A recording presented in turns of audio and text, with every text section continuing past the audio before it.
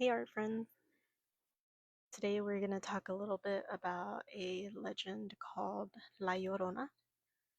I first learned about her probably when I was in elementary, so a long time ago, and I was very young, and she scared the crap out of me. In Hispanic Mexican culture, it is something that your parents tell you about so that you listen to them, so that you obey them.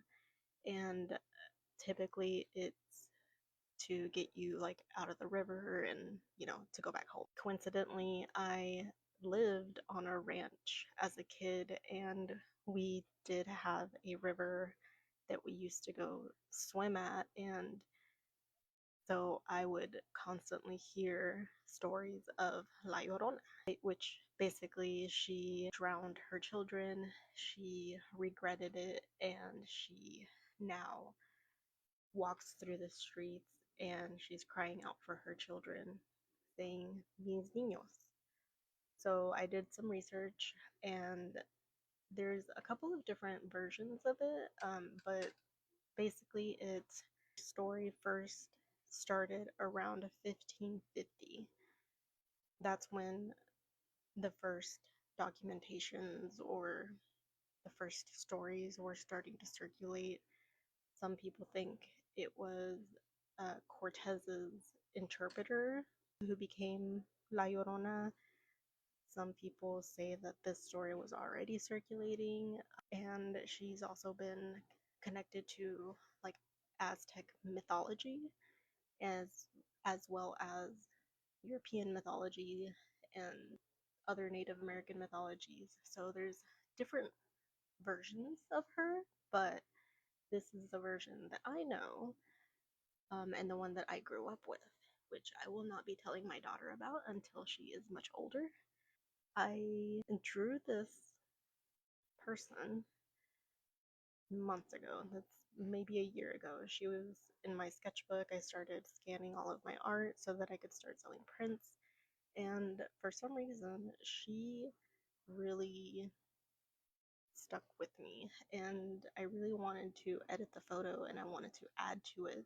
And as I was doing research, I found out it was rewritten as a strong woman who had been forced to accommodate to the colonizers' ruling and had been punished for challenging traditional female roles. I can see how that can be something that's applied nowadays. As a native of Mexico, as someone who grew up with very traditional parents, with very traditional roles, this is something that I constantly struggle with.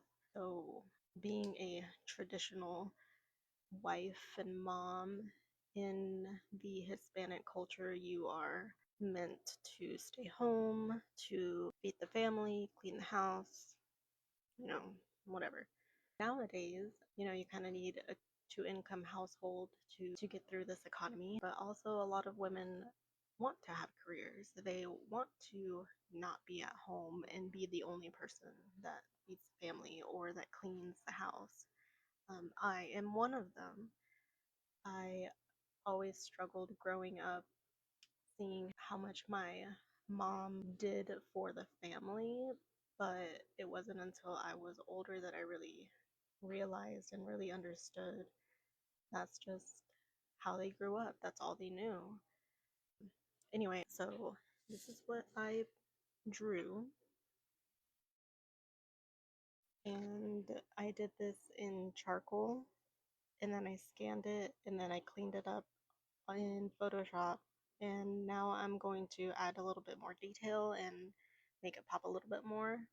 I'm going to be using my ink that I've had since I was at Texas State, so 11 years. I've had this for 11 years now, and I'm going to be using this blender, and I also got some new ink. I got some white ink to do a few highlights, but let's see how this turns out.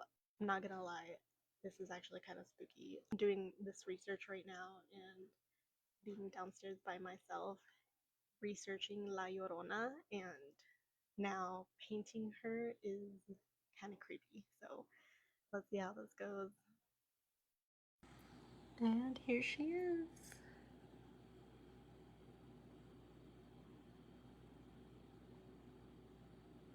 I'll get a scan of her, that way you can see her a little bit better.